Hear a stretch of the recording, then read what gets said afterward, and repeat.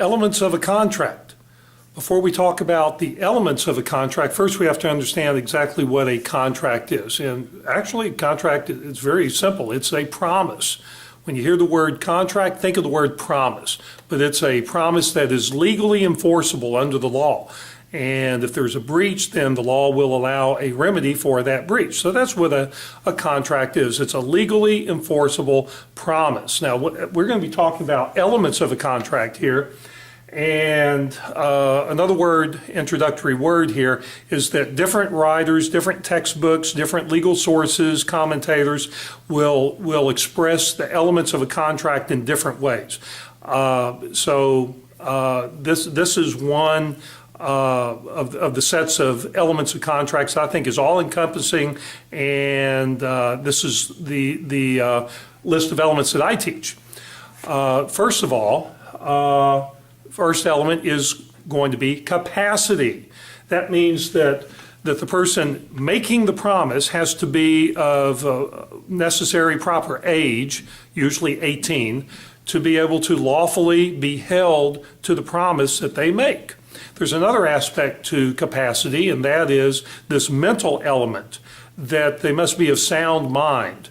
And of course, these two elements relate to natural persons. When we talk about capacity regarding artificial persons, like in which we call entities like corporations, partnerships, limited liability companies, so forth, and even executors and trustees and guardians and agents in general, those folks enter into contracts too.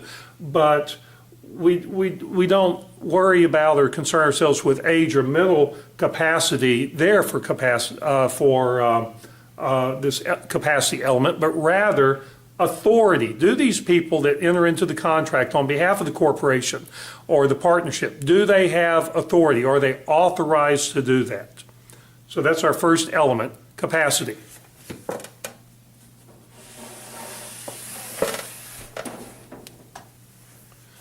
Our second element is offer. In fact, let's just take a quick look at this board.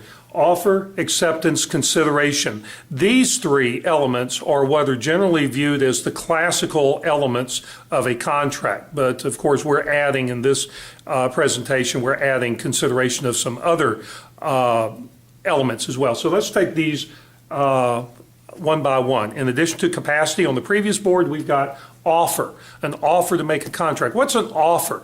Well, the restatement on contract says that an offer is a manifestation of willingness to enter into a bargain. Manifestation of a willingness to enter into a bargain. So made as to justify the other person that their assent is invited. And that if they assent to the offer, and we're talking about acceptance here, if they assent to the offer, then that concludes the bargain. They got a deal. So that's what an offer is. I want to do a deal with you, and you manifest that in some way. All right, once you have an offer, then our next element that we look for is acceptance of that offer. And that acceptance under classical common law is that it has to be unconditional willingness to be bound by that offer. Unconditional. And in some places we even see the term mirror image, that whatever the acceptance is has to be a mirror image of the offer exactly. The offer says, I'll sell you my car for $1,000. The acceptance is, I will buy your car for $1,000. And that's mirror image. So you have to have that acceptance. The next element is consideration. Consideration. See, once again, what's a contract? It's a promise. Someone's making a promise. So before that person is going to be bound by that promise, there has to be consideration involved. Person gives a promise, but they're receiving something in return for that promise. And that something they're getting in return for the promise is what we call consideration. And once you have that consideration in exchange for the promise given, you're bound, and that's another element of a contract in place. So you basically have an agreement at that point.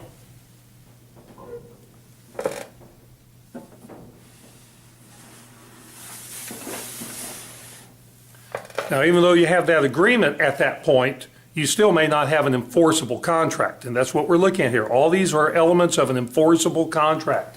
Our next one is you must have a mutual agreement between the people, the parties of this promise, or it could be two promises that are being traded.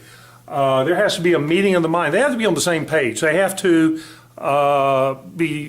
have a perfect understanding of what they're talking about and be in perfect agreement.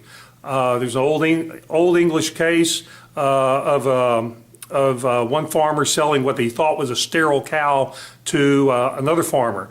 They made the deal, and then it turns out that the cow was actually pregnant with a calf.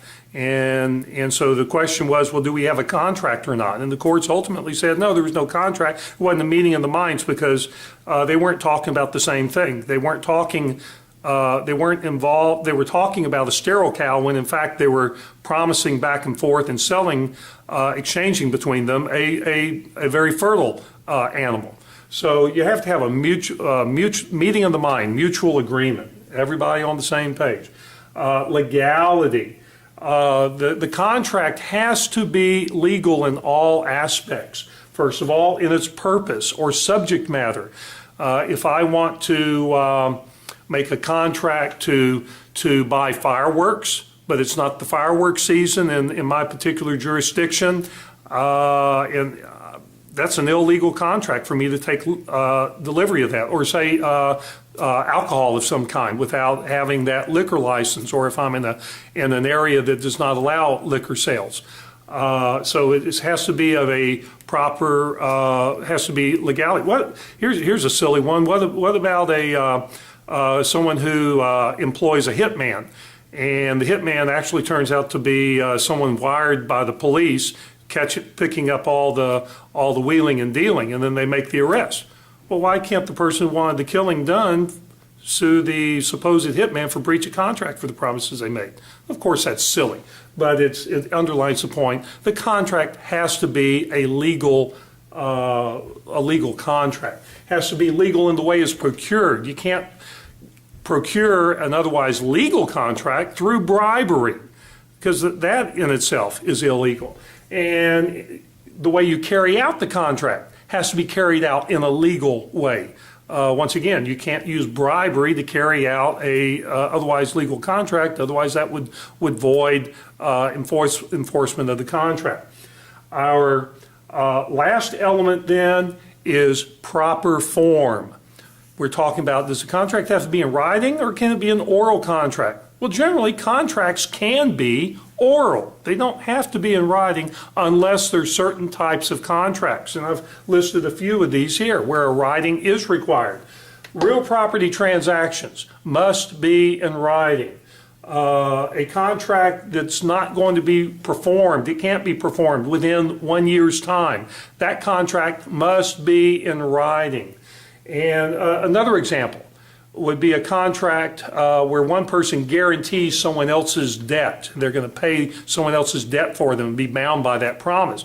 That has to be in writing. These documents, according to this a law that all states have, it's called the Statute of Frauds. It's an old variation of an old English statute that says certain types of transactions must be in writing, and they must be signed by the person who's making the promise, who's going to be bound by their promise.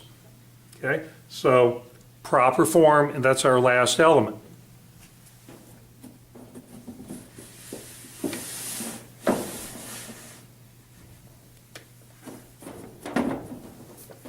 So to summarize, here are our elements of a contract: capacity, offer, acceptance, consideration, mutual agreement, legality, and proper form. And those are the elements of a contract.